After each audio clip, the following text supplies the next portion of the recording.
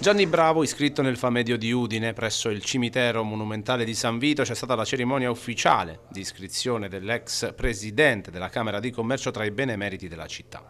Alla presenza di De Toni, del presidente della Camera di Commercio Giovanni D'Apozzo, con il ricordo di Alessandro Colautti della visione di Bravo, l'uomo che portò il Made in Friuli in 83 paesi del mondo. È stata probabilmente una delle persone più visionarie che ha avuto il Friuli, perché è riuscito appunto a condensare in quel Made in Friuli un progetto, una visione, un'apertura di cui la Regione secondo me ha molto beneficiato.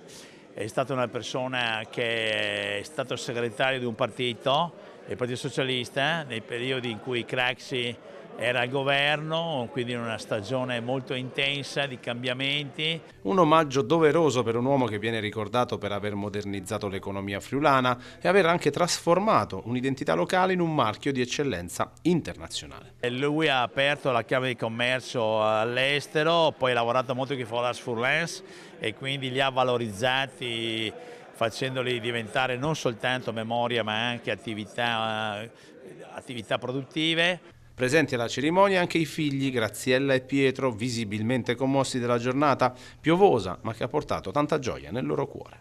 Papà penso sarebbe contento sia di essere al primo posto della targa e noi anche pensiamo che sia contento di essere qua insieme ad altri suoi compagni di vita, di partito e di lavoro. Vorrei ringraziare tutte le autorità presenti che hanno